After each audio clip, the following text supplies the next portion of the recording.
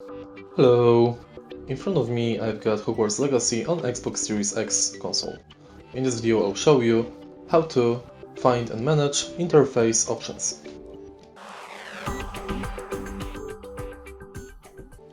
In the beginning, let's go to menu and select last option available on the list. As you can see, using user interface options we can view EULA, WB Games account, enable or disable show HUD tracking icons, and many more functions.